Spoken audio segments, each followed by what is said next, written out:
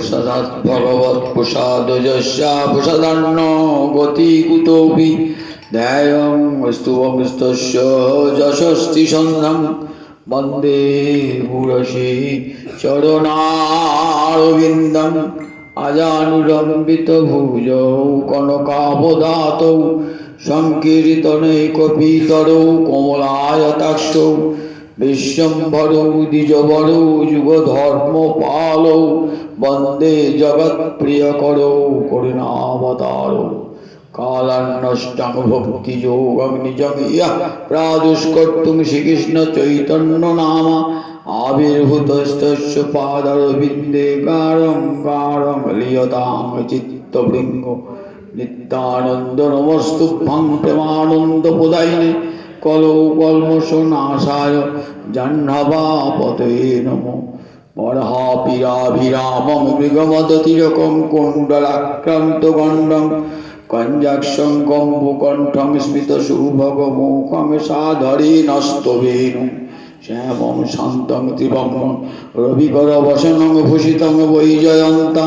वन्दे वृन्दावनस्थं युवतिशतवृतं ब्रह्मगोपालवेशं महाभावस्वरूपातं कृष्णप्रिया वरियसि प्रेम भक्ति प्रदे देवी राधिके तं नमाम्यहं वृन्दावै तुलसीदेवै प्रिया वै केशवस्य च कृष्ण भक्ति प्रदे देवी सत्यवत्यै नमो नमः वाञ्छाकल्पतरुभ्यश्च कृपासिन्धुभ्य एव च पतितानां पावनेभ्यो वैष्णवेभ्यो नमो नमः तुलसी काननं यत्र यत्र पद्मवनानि च पुराणो पठनं यत्र तत्र सन्निहितो हरि जय रूप सनातन भट्ट रघुनाथ श्रीजीव गोपाल भट्ट दास रघुनाथ এই ছয় গোসাইয়ের করি চরণ বন্দন যাহা হইতে বিঘ্ননাশ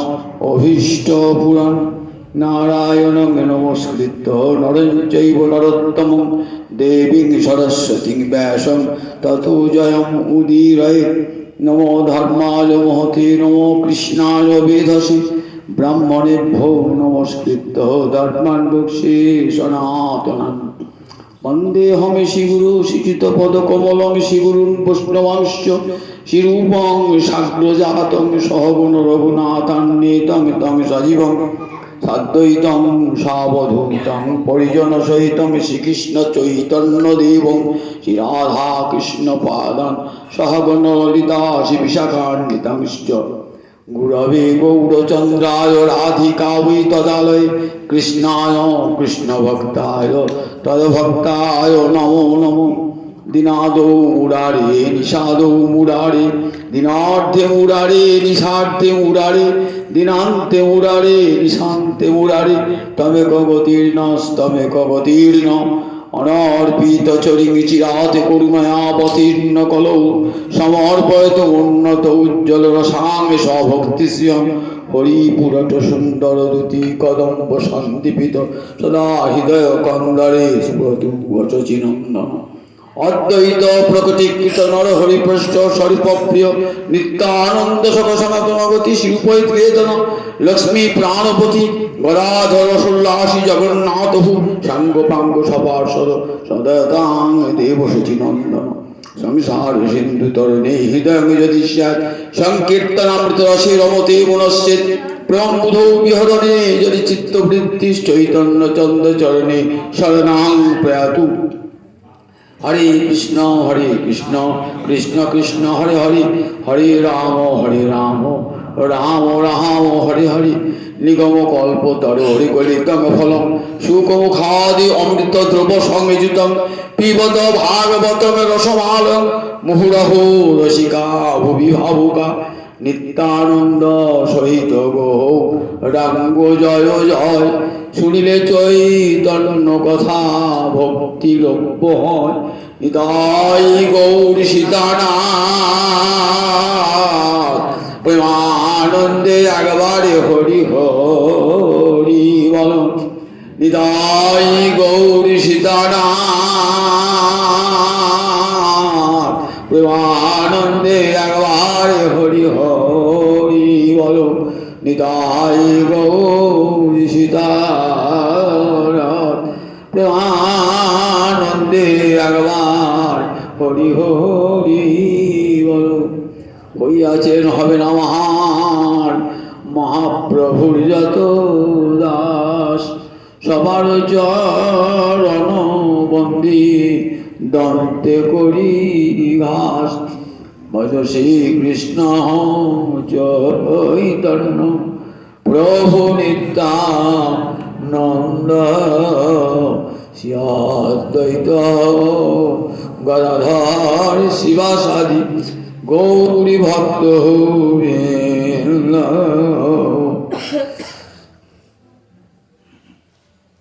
জয় জয় জয়।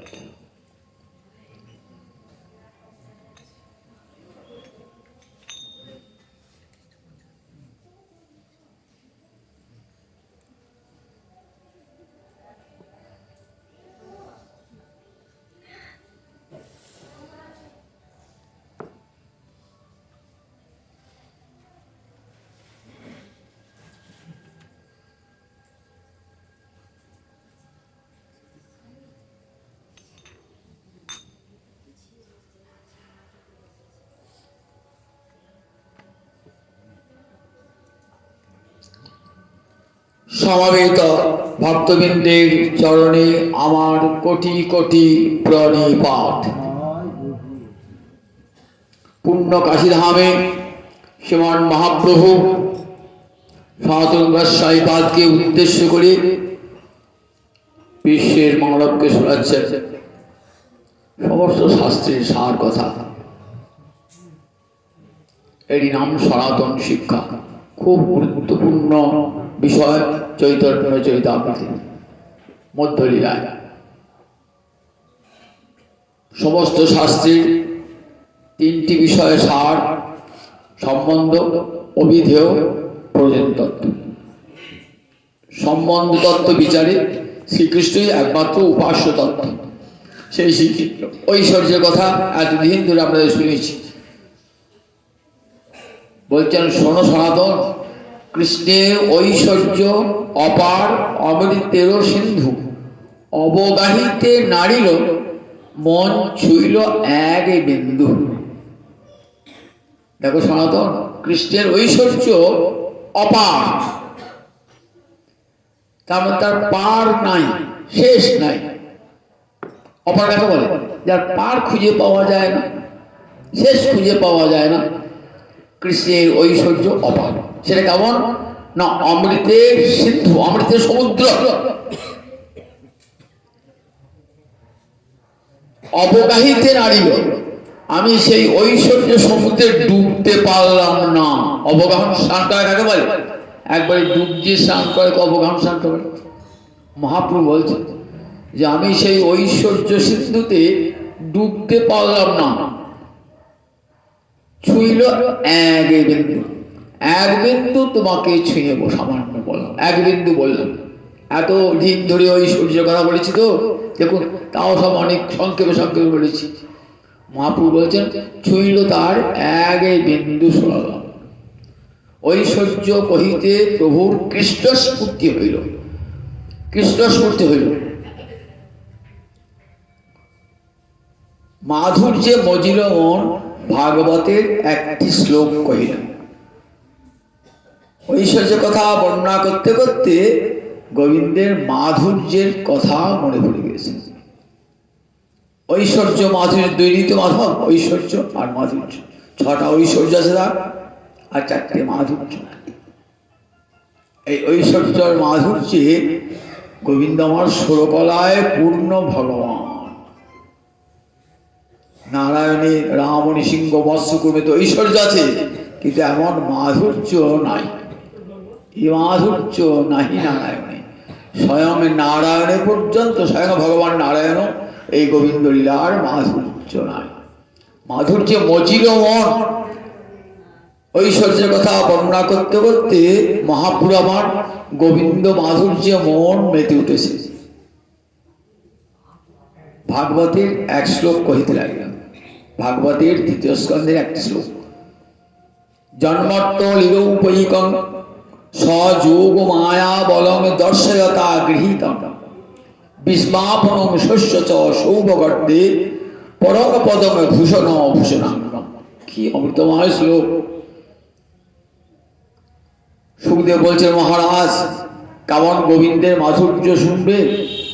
জন্মর্ত লীলৌপৈকং, সন্ধিমালিকা যা মর্ত লীলা লীলা ঔপৈকং, এটা সন্ধিবদ্ধ করে জন্মর্ত লীলৌপৈকং যৎ মর্ত লীলা ঔপৈকং।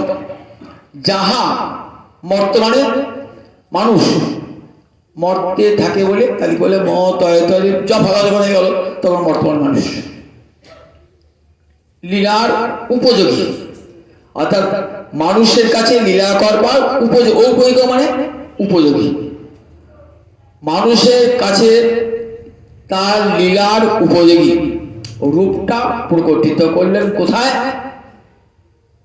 বৃন্দাবনে। জন্মত্ব লীলৌপৈকং সযোগ মায়া বলং দর্শয়তা গৃহীতং। সযোগ মায়া, গোবিন্দের মায়াকে কি বলে? যোগ মায়া। গুণময়ী মায়া আর যোগ মায়া দুটো পৃথক।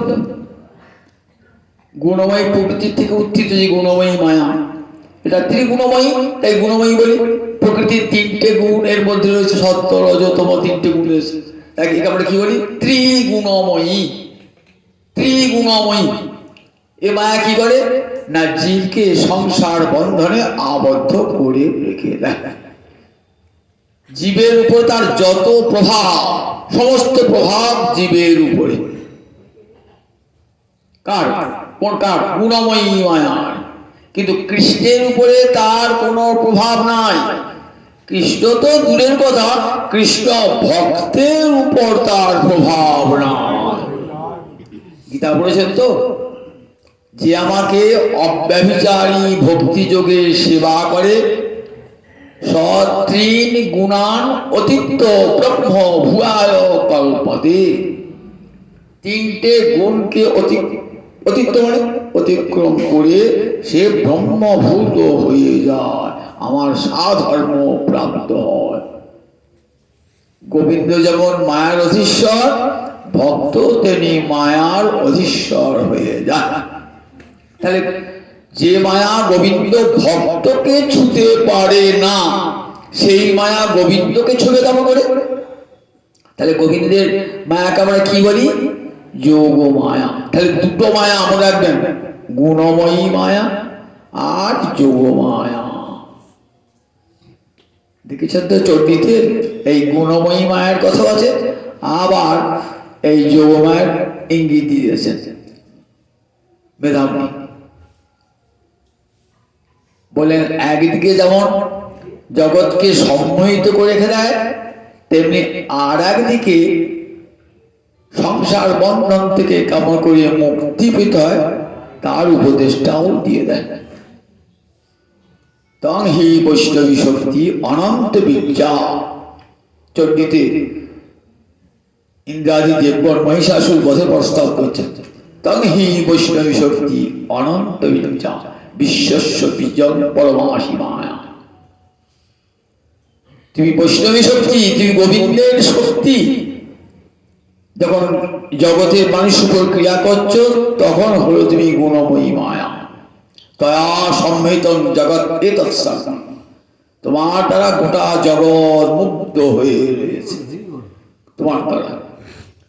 আবার একটা শরীরে তুমি কি করছো? সংসার বন্ধনে যেমন হেতু, আবার সংসার মোক্ষে রয়েছে তুমি। সমাধি বৈশ্য যখন চাইলেন সংসার মায়া থেকে মুক্তি, তখন তাকে কি বলেন? জ্ঞানং বব্রে। তখন তাকে জ্ঞানের সন্ধান, অর্থাৎ কেমন করে মায়ামুক্ত হওয়া যায় তার সন্ধান দিলেন। সুখদা মোক্ষদা দেবী বিষ্ণু ভক্তি ভোলায়নি, আড্ডা স্তোত্রে বলা আছে, আড্ডা স্তোত্র বা মহামায়ার স্তোত্রে ব্রহ্মজাম তন্ত্রে। সুখদা মোক্ষদা দেবী কৃষ্ণ ভক্তি ভোলায়নি। মায়ের দেখেছেন সুখদা এই সংসার সুখ দান করবে, আপনি যদি মুক্তি চান মুক্তি দান করবে, এইটি যোগমায়া। আবার যদি কৃষ্ণ ভক্তি চান তখন কৃষ্ণ ভক্তি দান করবে মা। সুখদা মোক্ষদা দেবী বিষ্ণু ভক্তি প্রদায়নী। এই মায়ের দুটো রূপ, একটা রূপের দ্বারা জগৎকে মোহিত করে রয়েছে, আর একটি রূপের দ্বারা জগতে গোবিন্দ লীলা বিস্তারিকা শক্তি। যোগমায়া কাত্যায়নী লীলাপদ্ম বিকাশিনী।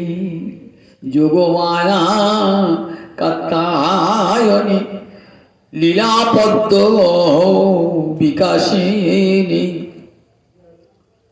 লীলাপদ্ম গোবিন্দের লীলাপদ্ম বিকাশ করছেন এই মায়ায়, আবার যোগমায়া হয়ে গোবিন্দকে মোহিত করছেন। এক রূপে গোবিন্দকে মোহিত করছেন, গোবিন্দকে মোহিত করে যখন তখন তার নাম হয়ে যায় যোগমায়া। জন্মাত্ম লীলোপৈকং সযোগ মায়া বলং দর্শয়তা গৃহীতং। সযোগ মায়া বলং, দেখ আমার যোগমায়ার কত শক্তি দেখবি। দেখ আমার যে রূপটা গোলকে নিত্য রয়েছে, নররূপ কেমন গেছেন, গোলকে কেমন গেছেন, দ্বিভুজ মুরলীধর রূপে, গ্রীবা কোটি চরণ বাঁকিয়ে তিরুহাঙ্গ ললিত ধামের ভঙ্গি দাঁড়িয়ে আছে। তিনটা অঙ্গ বাঁকা, কি কি? গ্রীবা মানে স্কন্ধদেশ, কোটি আর চরণ। গোবিন্দের তিন অঙ্গ বাঁকা, তিরুহাতা কি বলে তিরুহাঙ্গ। এই ত্রিভঙ্গ রূপটি কোথায় রয়েছে? গোলকে রয়েছে। এই ত্রিভঙ্গ রূপটি গোলকে রয়েছে, ত্রিভঙ্গ রূপী। এই মর্তলীলার উপযোগী রাখাল রাজা জন্মাত্ম লীল উপযোগী সযোগ মায়া বলং দর্শয়িতা গৃহীতং। নিজের যোগমায়ার বল, নিজের যোগমায়ার শক্তি জগৎকে দেখাবেন। দেখো আমার এই যোগমায়া চিন্ময়ী শক্তি, তার শক্তি কত দেখো। যোগমায়া চিৎ শক্তি বিশুদ্ধ সত্য পরিণতি, তার শক্তি লোকে দেখাইতি। গোলকের গুণধন এই উপরতন, প্রকট করিল নিত্য লীলা হইতে। যোগমায়া কি করলেন, সেই রূপটাই আবার জগতে প্রকটিত করলেন। গোবিন্দের যে গোলকে যে রূপটি রয়েছে নররূপ, সেই রূপটা প্রকটিত করলেন। বৈকুণ্ঠে কিন্তু নররূপ নাই। বৈকুণ্ঠ রূপটা কি অনেক আগে বারবার রয়েছে আমাদের। বৈকুণ্ঠের চারটে হাত ভগবানের, শঙ্খ চক্র গদা পদ্মধারী নারায়ণ মূর্তি, এটি বৈকুণ্ঠ। এটা ঐশ্বর্যময় রূপ। এই রূপে কোনো প্রকটিত হয় না, বৈকুণ্ঠই থাকে। বৈকুণ্ঠই থাকেন, চার হাত নিয়ে কখন নেমে আসেন না ভগবান। কিন্তু গোলকের মূর্তিটি নেমে আসেন নররূপে লীলা করেন, নরলীলা করেন। নারায়ণ মূর্তিটি ঐশ্বর্যের মূর্তি। একই গোবিন্দ বৈকুণ্ঠে একরকম রয়েছেন, আবার গোলকে রয়েছেন। গোলকে যখন রয়েছেন দ্বিভুজ মুরলীধর রূপে, আর যখন বৈকুণ্ঠে রয়েছেন তখন চতুর্ভুজ শঙ্খ চক্র গলা পদ্মধারী। আর গোলকে যখন হাতে মোহন মুরলী, শঙ্খ চক্র গলা পদ্মধারী। এইটি মর্তলের উপযোগী। যদি নারায়ণ রূপ আসতেন চার হাত ধরে, তাহলে কি শঙ্খ চক্র গলা পদ্মধারী, তার নরলীলার উপযোগী হতো? নরলীলার উপযোগী হতো কি? হতো না। কৃষ্ণেরও যত খেলা সর্বোত্তম নরলীলা, নরবপু তাহার স্বরূপ গোপবেশ বেণুপর, নব কিশোর নটবর নরলীলারে হয় অনুরূপ। নরলীলার অনুরূপ। মানুষের যেমন দুটো হাত, দুটো পা, দুটো চোখ, দুটো কান, ঠিক এইরকম ভগবান এলেন দুটো হাত, দুটো পা, দুটো চোখ, দুটো কান। চার হাত নিয়ে আসেন না ভগবান, শঙ্খ চক্র গদা পদ্ম নিয়ে আসেন নাই ভগবান। তাহলে এই রূপ ভগবানের, এই রূপটা মর্তলীলার উপযোগী। কৃষ্ণের যত খেলা সর্বোত্তম নরলীলা, নরবপু তাহারও স্বরূপ, নরবপু তাহার স্বরূপ। বলছেন যে শুধু এদেশের মর্তবী লীলা করবার জন্য নররূপে, আর গোলকে তিনি ভগবান রূপে থাকবেন না, না না, বললেন নরলীলা হয় তার স্বরূপ, এটাই তার স্বরূপ। কৃষ্ণের যতক খেলা সর্বোত্তম নরলীলা, নরবপু তাহারও স্বরূপ, নরবপুটাই তার নিজের রূপ।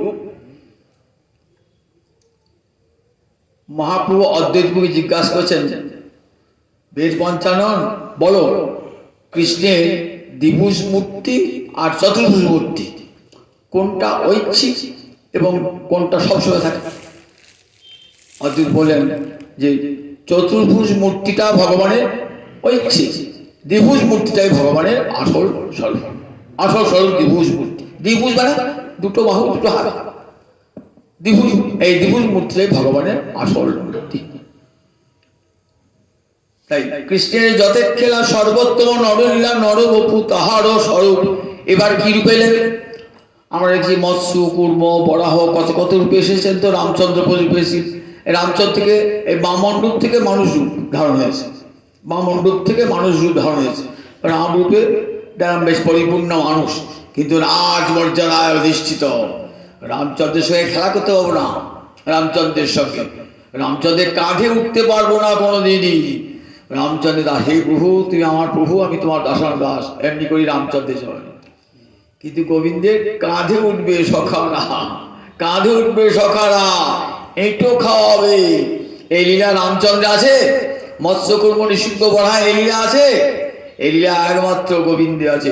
গোপবেশ নারায়ণ গরু চড়ায়, দেখুন রদ্র সিংহাসনে বসে আছেন বৈকুণ্ঠে। আর আমার এই গোবিন্দ কি করেন? গোপবেশ বেণুকর, গোয়ালার ছেলে বেণুকর, হাতে গোয়ালা ছেলে কি করে? বাঠে গরু চড়া যায়, সব বাঁশি বাজায়, বাঁশি বাজায়। গোপবেশ বেণুকর, নবকিশোর নটবর, আবার নাচে, বাঁশি বাজায়, আবার নাচে নটবর। নট মানে নর্ত, এমন নাচতে শিখেছেন নটবর মতো নাচ। নাচটা কোথায় শিখেছিলেন? সন্দীপনী মনির কাছে 64 দিনে 64 শিক্ষা বিদ্যা, 64 কথা বিদ্যা। কৃষ্ণ আর বলরাম 64 দিনে 64 কলা বিদ্যা শিখে ফেললেন। তার নাচ এটা তো শিখতে হয়, গান যখন শিখতে হয়, নাচ তুমি শিখতে হয়। তা বললেন এই শিক্ষাটা সন্দীপনী মনির পাঠশালায় গোবিন্দ শিখেছে। 64 একদিনই নাচ শেখা হয়ে গেল, একদিনই গান শেখা হয়ে গেল। দেখেছেন তো? শুধু একটা তার লীলা মাত্র। ভগবান ইয় সর্বজ্ঞ সর্ববিদ, কিন্তু মর্তলীলার অনুকরণ করে গুরুগৃহে পড়তে গেলেন। বৃন্দাবন লীলা যখন মথুরা লীলা শুরু হলো, তখন কি করে? তো ছেলে বড় হয়েছে, ওকে তো চতুষ্পাঠীতে পাঠাতে হবে। কোথায় পাঠাবো? সন্দীপনী মনির কাছে কৃষ্ণ বলরামকে ভর্তি করে চলে এলেন। আর নন্দ মহারাজ ভাবছেন আমার ছেলে ও কি চতুষ্পাঠীতে পড়তে পড়তো, গরু চড়ানো গাছ, সারা জীবন লেখাপড়া শিখতে পারে নাই, মনে মনে কষ্ট পাবে সেখানে, দণ্ডে দণ্ডে নড়ি খায় ভাবছে। আর গোবিন্দ 64 দিনে 64 কলা বিদ্যা শিখে ফেলেন। তাই নাচটি উনি শিখে ফেলে আগেটি। গোপবেশ বাঁশিতে গান করতেও শিখেছেন, অনেক ওইখানে শিখেছেন। গোপবেশ বেণুকর, নবকিশোর নটবর। কৃষ্ণ কোন বুড়া দেখেছেন? কৃষ্ণের বুড়ো মূর্তি দেখেছে কোথাও? কোথাও কৃষ্ণের বৃদ্ধ হয়ে গেছে, কৃষ্ণ দাঁড়ি বেড়ে গেছে একেবারে, দেখেছেন? নুজ্জ কুঞ্জ হয়ে গেছে, কোথাও নাই। তিনি নিত্য কিশোর, এইটি তার ধর্মী, এই কিশোরত্ব ধর্মী। বাল্যটাও নাই, বাল্য পৌগণ্ড এগুলো এগুলো ধর্ম, কিশোরত্ব তার ধর্মী। বাল্য পৌগণ্ড ক্রিয়া কখন প্রকাশ করেন? যখন মর্তভূমি আসেন, তখনই বাল্য পৌগণ্ড জন্মলীলা এইসব দেখান। কিন্তু বোঝে কিন্তু নিত্য কিশোর আছেন, গোলকেও নিত্য কিশোর। গোপবেশ বেণুকর, নবকিশোর নটবর, নরলীলার হয় অনুরূপ। নরলীলা যখন মথুরায় যাচ্ছেন তখন কত বছর বয়স? 10 বছর কয়েক মাস, 11 বছর বয়স। ওই যে কিশোর রূপ, এই কিশোর রূপটাই বৃন্দাবনে, এই কিশোর রূপটাই সমস্ত যারা গৌরীকে ভজনা করেন তারা কিন্তু এই গোবিন্দের কিশোর রূপটাই ভজনা করেন। আরাধ্য ভগবান ব্রজেশতনয়, এইটি আমাদের আরাধ্য মূর্তি। ওই দ্বিভুজ বেণুগড় গোপবেশ বেণুগড় নবকিশোর নটবর, এই মূর্তিটি নরলীলার হয় জন্মর্তল্য উপৈকম সযোগ মায়া বলং দর্শয়তা গৃহীতম। গৃহীত মানে প্রকটিত, নিজের যোগমায়ার শক্তিকে জগতে প্রকটিত করবার জন্য। বিস্মাপনং শস্য চা, বিস্মাপনং মানে অপরকে বিস্মিত করায়, অবাক হয়ে যায়।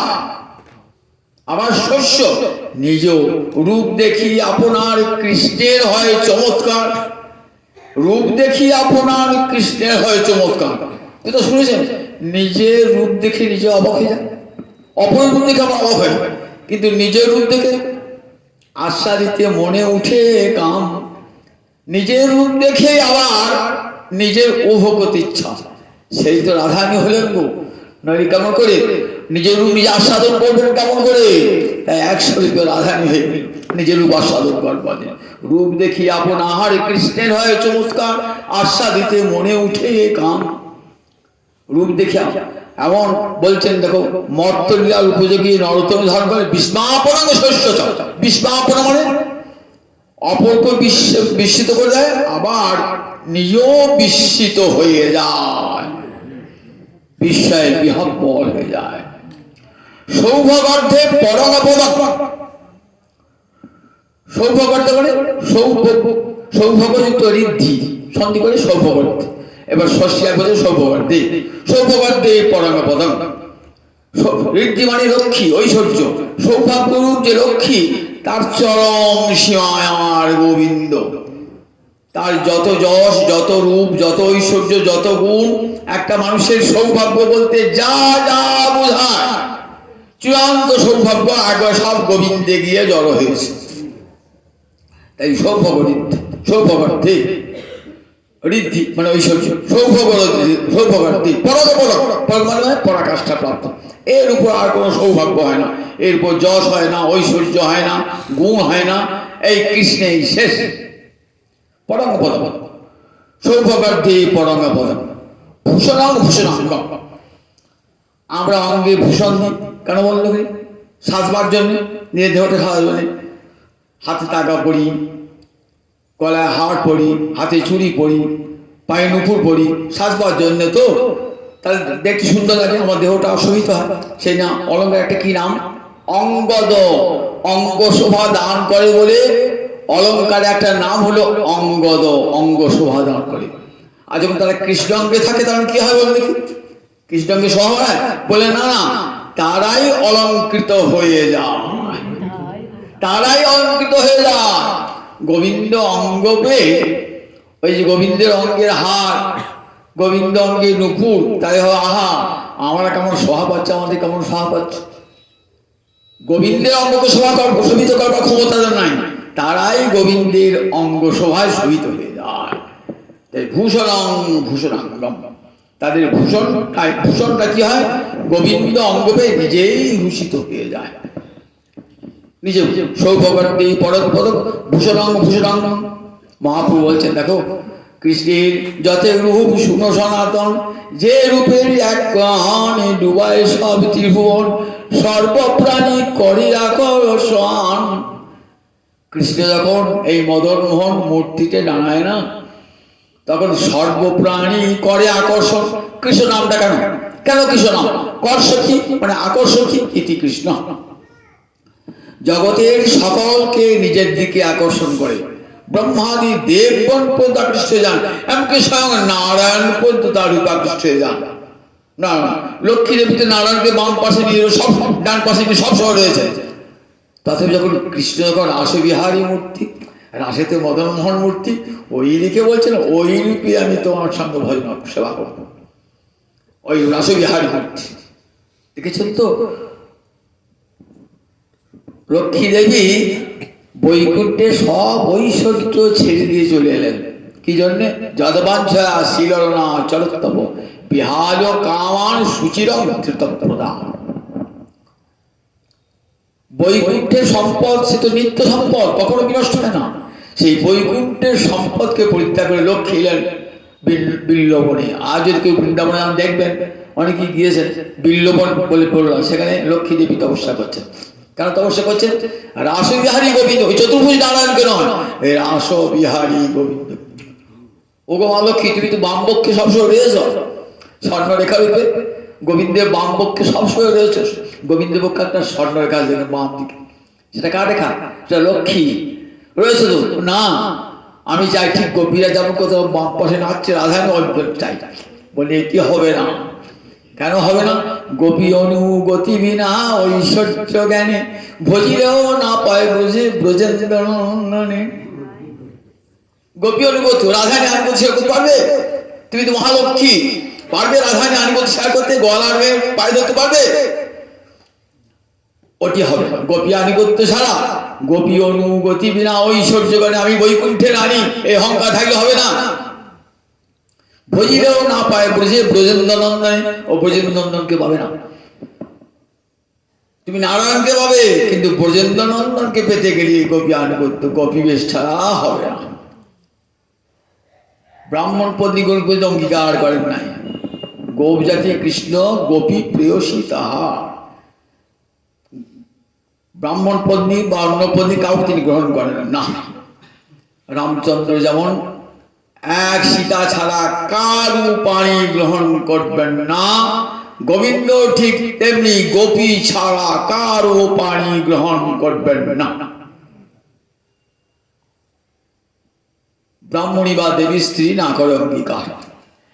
গোপ জাতি কৃষ্ণ গোপী প্রেয়সী তাহা, ব্রাহ্মণ বা দেবপত্নী না করে, কভু না করে অঙ্গীকার। স্বর্গের দেবী গেলেও নেবেন না, স্বর্গের অপ্সরী গেলেও নেবেন না। ব্রাহ্মণ পূজা করে এলেন, বললেন তোমাদেরকে পত্নী রূপে গ্রহণ করতে পারবো না, তোমরা পরজন্মে তপস্যা করে গোপী দেহ ধারণ করে এলে গ্রহণ করবো। রামচন্দ্রের রূপ দেখে দণ্ডকারণ্যে ঋষিরা চমৎকৃত, ভূতবকম করে পেতে চায়, রাসবিহারী রূপে পেতে চায়। বললেন দেখো, তাহলে গোপী আনুগত্য স্বীকার করতে হবে তোমাদেরকে। সেই গোপীদের ভজনা করো, গোপী দেহ প্রাপ্ত হও, তবে আসবি আমার কাছে। বেদ মন্ত্রের অধিষ্ঠাত্রী দেবতা আছেন তো, দেবতারা বলে হে গোবিন্দ তোমার কি মদন মোহন রূপে তোমাকে পেতে চায়। বলে হবে না, বেদ মন্ত্রে অধিষ্ঠাত্রী দেবী দেবতা হলেও হবে না, যদি গোপী আনুগত্য না থাকে। গোপী আনুগত্য এসো, গোপীর চরণ ধরে গোপী আনুগত্য করে এসো, তবে এই রূপে হবে। গোপী আনুগত্য বিনা হবে না। তাই দেখুন এই যে রূপটা ভগবানের কি অপূর্ব রূপ। কৃষ্ণের যত রূপ শুনো সনাতন, যে রূপের এক কণ এক বিন্দু জগৎ ডুবিয়ে দেয়, যে রূপের এক কণ ডুবায় সব ত্রিভুবন, সর্বপ্রাণী করে আকর্ষণ। নিজের দিকে আকর্ষণ করছেন সবসময়, নিজের দিকে জগতের বিশ্ব মানুষকে নিজের দিকে আকর্ষণ করছে। তাই তো তার নাম কৃষ্ণ, কর্ষতি আকর্ষতি ইতি কৃষ্ণ। আকর্ষণ করতে গোবিন্দকে দেখলে মন ভুলে যায়, ভুবন ভুলানো সে রূপ গোবিন্দের। রাধারানী যমুনায় জল আনতে গিয়েছেন, জল আনতে গিয়ে বলছে সখীরা বলছেন হে রাধারানী তুই কি দেখলি রে? এসে মনটা কেমন উড়ো তারা ধরো মন, তু বসিয়া বিরলে থাকো একলে না শুনে কাহারো কথা, রাধারে কি হইল অন্তরে ব্যথা। বসিয়া বিরলে থাকো একলে না শুনে কাহারো কথা, সদায় ধ্যানে চাহে মেঘ পানে না চলে নয়ন তারা। যমুনায় জলান থেকে রাধারানী আছে আনমনা হয়ে আছে, কোন দিকে মন নাই, সখীরা রাখছে হায় হে রাধে। রাধারানী দিকপাতি নাই কেন? সদায় ধ্যানে চাহে মেঘ পানে না চলে নয়ন তারা। আজ বিরতি আহারে রাঙা বাস পরে যে মতো যোগিনী পাড়া। যোগিনী যেমন রঙিন বসন পরে থাকে, ঠিক তেমনি করে রাধারানী আজ ধ্যান মগ্ন। কারো ধ্যান করছেন, কারো ধ্যান করছেন। বিরলে বসিয়া কাঁদিয়া কাঁদিয়া ধ্যায় শ্যাম রূপ খানি।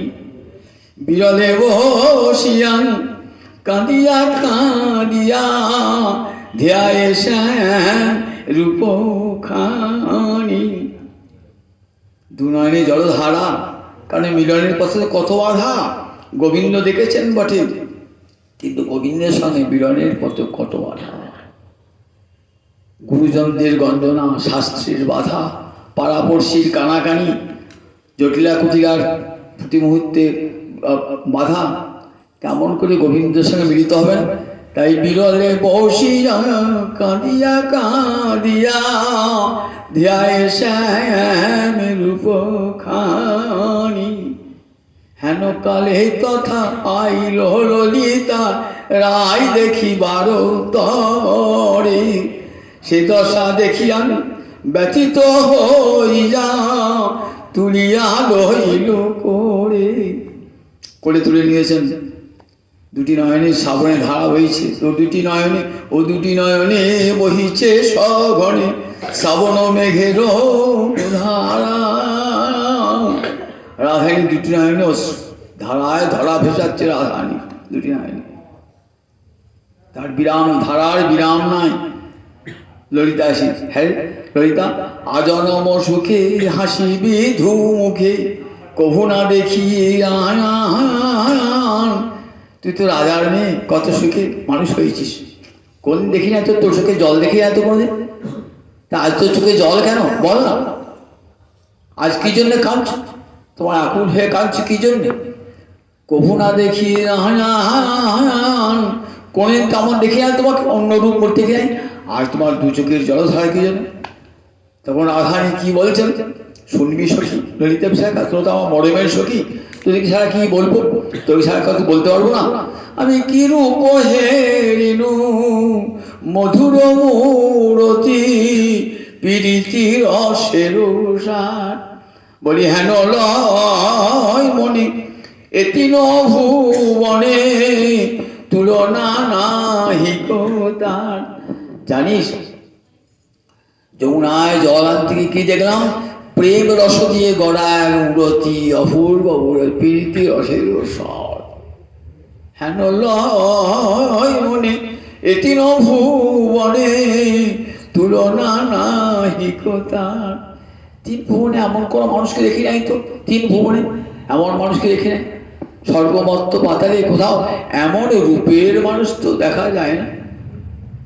কেমন জানিস? যিনি বিধুবর বদন সুন্দর কপালে চন্দন চান।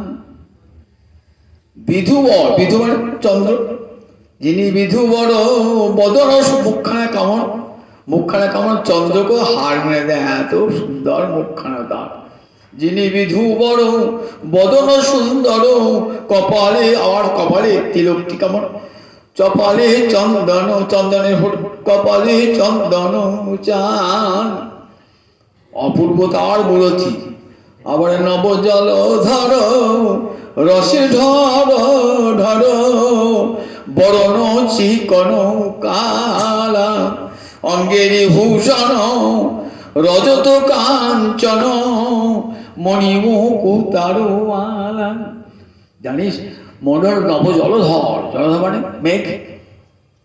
এখন বোধহয় রসে ভাসাবে, জলে ভাসাবে পৃথিবীকে, প্রেম বন্যায় ভাসিয়ে দেবে এত রূপ। নব জলধর রসে ধর, বরণ চিকন কালা। শ্রীকৃষ্ণের রঙের বর্ণ কেমন? চিকন কালা, জল জল জল জল করছে, এত অপূর্ব রূপ শ্যামবর্ণে। অঙ্গের ভূষণ রজত কাঞ্চন মণিমুকুতার মালা। অঙ্গের ভূষণ কেমন? রজত কাঞ্চন মণিমুকুতার মালা পুরে আছে। একে তো রূপ, এত অপূর্ব রূপ, সেই রূপে জগৎ মোহিত হয়ে যায়। তারপরে অলঙ্কারগুলি কি সুন্দর রূপ দেখলাম জানিস। আবার কি দেখলাম জানিস? জোড়া ভুরু যেন কামেরি কামানো কে বা কইল নিরমান। গোবিন্দের জোড়া ভুরু কেমন? যেন জোড়া কামান দেখেছে, যেন জোড়া কামান দেখেছে। কামান কাকে বলে? শত্রুপক্ষকে আক্রমণ করার পর কামান ডাকা হতো আগে। আগেকার আগে কামান থাকতো, আগুন ছুটে বেরিয়ে পড়তো। তাই বলেছেন জোড়া কামান দেখেছে। কেন? ওই যে জোড়া, জোড়া ভূ নয়, জোড়া কামান কি জন্যে? গোপবধূ অধিবারে লাগি জোড়া কামান দেখেছে। আজ গোপীবধূ বধবার জন্যে, গোপীর হৃদয় জয় করবার জন্যে আজ গোবিন্দ যেন জোড়া কামান নয়, যেন জোড়া ভুরু নয়, যেন জোড়া কামান। আবার কেমন জানিস, তরল নয়নে তেরছ চাহনি বিষম কুসুমবান। চঞ্চল নয়নে তেরছ, কেমন করে তাকিয়ে আছেন, কটাক্ষ চোখের ইঙ্গিত, চোখের কোনটা বাঁকিয়ে তাকিয়ে আছেন গোপগণের দিকে। তরল নয়নে তেরছ চাহনি বিষম কুসুমবান। আবার সুন্দর অধরে মধুর মুরলী, সুন্দর অধরে মধুর মুরলী, হাসিয়া কথাটি কয়। আবার মোহন মুরলী কেবল রাধা রাধা নাম করছে, হাসিয়া কথাটি কয়। ওই রূপ দর্শন করে জগতের কোনো নারী ধৈর্য ধারণ করতে পারে? মনে হয় ওই রূপের চরণে নিজের দেহ মন প্রাণ আত্মা চিরকালের জন্য অর্পণ করে। তাই রাধারানী কাঁদছেন, ললিতার পরিবেশে রাধারানী কাঁদছেন। মহাপ্রভু সেই রাধা ভাবে ভাবিত হয়ে বলছে, রাধা ভাবে ভাবিত হয়ে দেখো দেখো কেমন কৃষ্ণের রূপ যেন সাক্ষাৎ দর্শন করছেন। কাশী ধামে বসে দর্শন করছেন, যখন সনাতন গোস্বামীকে বলছেন না, মহাপ্রভু রাধা ভাবে ভাবিত হয়ে সেই মহাপ্রভু রূপ বলছেন। দেখো, চরি গোপীর মনোরথে মন মথের মন মথে নাম ধরে মদন মোহন, যিনি পঞ্চ সরদর্প স্বয়ং নব কন্দর্প রাস করে লইয়া গোপীগণ। এবার আসে কেমন অপূর্ব। সুখদেব বলছেন, সুখদেব ধ্যান মগ্ন দৃষ্টিতে কি দেখছেন, বলতে বলতে থেমে আছেন। তো সুখদেব যখন ভাগবত কথা বলছে না, বলতে বলতে অনেকে থেমে যায়, অনেকে থেমে আছেন, বলতে পারছেন না। কেন হচ্ছে? জ্ঞান হারা হয়ে যাচ্ছেন বলতে বলতে। রূপ সমুদ্রে ডুবে যাচ্ছেন গোবিন্দের অনন্ত রূপ। যখন রাস করছেন না, কোটি কোটি গোপীর সঙ্গে রাস করছেন না, তখন দেখছেন কি অপূর্ব রূপ গোবিন্দের। তত্রাতি সুশুভে রাজন, ওই দেখো দেখো ওই রাজা, ওই রাজা দেখো দেখো দেখো, রাজা দেখবেন কি, রাজার তো সে চক্ষু নয়, কিন্তু সুখদেবের কেমন চক্ষু, তত্রাতি সুশুভে রাজন। দেখো গোবিন্দ কেমন শোভা পাচ্ছেন, আজকে অপূর্ব শোভা। রাস বিহারীর কি অপূর্ব শোভা, শতকোটি গোপীর সঙ্গে রাস নিত্যরত মদন মোহন রূপ ধারণ করেছেন। চরি গোপীর মনোরথে মনমথে, মনমথ মানে কামদেব। কামদেবের কি কাজ না, অপরূপ দেখে সবাইকে ভোলা কামদেব। দেখো আমার মতন পুরুষ আর কেউ নাই জগতে, এত সুন্দর পুরুষ জগতে আর কেউ নাই। সেই কামদেবের গর্ব চূর্ণ হয়ে গেল রাসের দিনেতে। চরি গোপীর মনোরথের মনমথের মনমথে নাম ধরে মদন মোহন। মদন এমন রূপ দেখেছেন না, তখন মদনের কি ইচ্ছা, হে গোবিন্দ আমাকে যদি কৃপা করে থাকো, আবার পরজন্মে নারী রূপ দিও, যে যেন তোমার সেবা করতে পারি, ওই গোপী রূপ ধারণ করে তোমার সেবা করতে পারি। যিনি পঞ্চশর দর্প স্বয়ং নব কন্দর্প রাস করে লইয়া গোপীগণ। মদনকে মোহিত করেছিলেন বলে মূর্তি কি মদন মোহন। আজও বৃন্দাবনে রয়েছেন সেই মদন মোহন। কার সেবা? সনাতন গোস্বামী পাদের সেবা, মদন মোহন বিগ্রহ আজও রয়েছে। সেই মদন মোহন, মদন যে মূর্তিতে রাস করেছিলেন মদন মোহন মূর্তি, যিনি পঞ্চশরদর্প স্বয়ং নব কন্দর্প নাম ধরে মদন মোহন। এমন গোবিন্দের উপমাধুর্য, গোবিন্দের রূপ আমরা দেখতে পাই না। কেন পাই না? আমাদের সে নয়ন নাই। তাহলে কেমন নয়ন? ব্রহ্মা বলছেন যদি গোবিন্দকে দেখতে চাও তাহলে এ নয়নে হবে না। কোন নয়নে? গুরুর কাছে পড়ে নাও, প্রেমাঞ্জন ছুরিত ভক্তি বিলোচনে না, প্রেমের কাজল মাখা নয়নে দেখো গোবিন্দকে। দেখো এত অপরূপ, চোখের চিরকালের তৃপ্তি হয়ে যাবে। চোখ চায় রূপ দেখতে, তো একবার এই দিকে তাকা, তার দিকে তাকা, যেখানে চোখ চোখ চলে যায়, একবার গোবিন্দের দিকে তাকো আর চোখ কোনো দিকেই যাবে না। চিরকালের জন্য চোখ দুটো ওই গোবিন্দ রূপে নিবিষ্ট হয়ে যাবে। প্রেমাঞ্জন ছুঁইত, অঞ্জন মানে কাজল, প্রেমের কাজল মাখা নয়, প্রেমাঞ্জন ছুঁইত ভক্তি বিলোচনে না। সাধুরা দেখছেন, কে দেখছেন? প্রেমাঞ্জন ভক্তি সন্ত সদৈব হৃদয়ে সুবিরক্রান্তি। সাধুরা হৃদয়ে দেখছেন সদৈব, একবার দুবার না, সব সময় দেখছেন। শ্যাম সুন্দরম অচিন্ত গুণ স্বরূপ, শ্যাম সুন্দর অচিন্ত গুণ স্বরূপ শ্যাম সুন্দরকে দেখছেন নিরন্তর দর্শন। তাই সাধুরা জগতে আর কোন দিকে তাকান না, চক্ষু মুদ্রিত করে হৃদয় মাঝে দেখছেন সেই গোবিন্দকে, মদন মোহন মূর্তিকে। আর কি অন্য রূপ দেখতে ইচ্ছা হয়, তাই চোখ দেখছি জগতে চোখ খুলে কেকে দেখবো, কত কুরূপ মানুষকে দেখবো। আমি শ্যাম সুন্দরকে দর্শন করছি, নয়ন মুদ্রিত করি আছে। সন্ত সদৈব হৃদয় শিবির ইয়ঙ্গে শ্যাম সুন্দর অচিন্ত গুণ স্বরূপ। শ্যাম সুন্দর অচিন্ত গুণ স্বরূপ সেই শ্যাম সুন্দরকে এই সব নয়নে দেখা যায় না।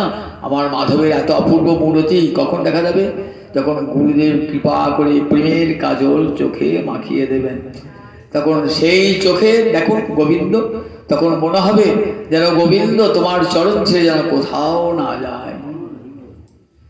কবিরাজ গোস্বামী এক শ্লোকে বলেছেন, যদি বৃন্দাবনে গিয়ে আবার সংসার রঙ্গমঞ্চে ফিরে আসতে হয়, রূপ গোস্বামী এক শ্লোক উদ্ধৃত করে ফিরে আসতে হয়, তাহলে কেশী তীর্থের উপকণ্ঠে যে হরিমূর্তি আছে না, কৃষ্ণমূর্তি আছে না, সেটা যেন দেখো না। বন্ধু সঙ্গে যদি রঙ্গ করবার ইচ্ছা থাকে, দেখলে আর ফিরে আসতে হবে না। ওই বৃন্দাবনেতে এই কেশী তীর্থের উপকণ্ঠে গোবিন্দ মূর্তির চরণে যে কে সুখে দেবে চিরকালের জন্য। গোস্বামী পাতা আসতে পেরেছে সংসারে, আসেনি নাই সংসারের দিকে তাকানি নাই, ওই রূপ দর্শন করে সব চলে গেছে। সূর্যকুণ্ডের বাবা মধুসূদন বাবা বিয়ে রাতে পালিয়ে গেলেন, বাসর ঘরে বাবা বাসর ঘর ছুট দিয়ে ছুটা দিকে একবার দিলাম। সূর্যকুণ্ডের মধুসূদন বাবা একবার বিয়ের বাসর ঘর থেকে ছুটে, বাবা জোর করে বিয়ে দিয়েছে, বাসর ঘর থেকে ছুটে বৃন্দাবনে। বৃন্দাবনে ভাবছি এইরাম তো বটে, কিন্তু কি আমার কর্তব্য কিছু জানি না। যমুনায় স্নান করে এক ব্রাহ্মণ এসে কানে একটা মন্ত্র চলে গেল, মন্ত্র কিছুই বুঝলাম না, আর বুঝে দেখাই হলো না। তখন কৃষ্ণদাস বাবা, রামকৃষ্ণ বাবা, সব বড় বড় সাধক, সব সিদ্ধ পুরুষ গেলেন, বললেন দেখো তোমার যে গুরু, সেই গুরু ছাড়া আর কেউ তোমাকে উপদেশ দান করতে পারবেন না। তা তোমার গুরুদেব গঙ্গা বংশের কোনো গুরুদেব, তার কাছে কোথায় গুরুদেব কবো, গুরুদেব কোথায় খুঁজে পাচ্ছি না। গুরুদেবকে রাধাকুণ্ডে তীরে বলেছেন যে প্রাণ বিসর্জন দিয়ে দেবো, এরকম বৃন্দাবনে কোনো ফল তো না। গুরু আবার কানের মধ্যে ছিল গুরু ধাও, আর গুরু ধারণা নেই। তখন রাধাকুণ্ডের তীরে ঝাঁপ দেবে, ঝাঁপ দিয়েছেন, রাধাকুণ্ডের তীরে ঝাঁপ দিয়েছেন তো রাধারানী সব জানছেন তো। একবার রাধারানী কে যেন জল থেকে ছুঁড়ে তুলে দিল, দেখছেন একটা পত্র লেখা, তাতে সব মঞ্জয় দেহ থেকে আরম্ভ করে সমস্ত কিছু লেখা রয়েছে।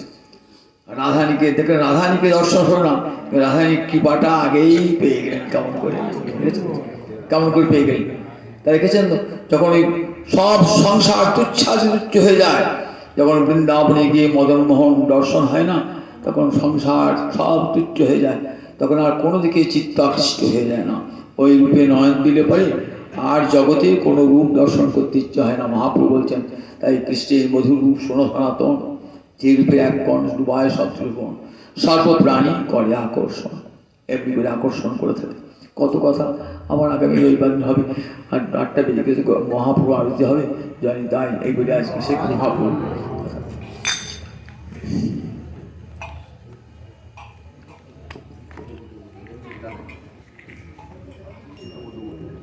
জয় জয় রাধে কৃষ্ণ।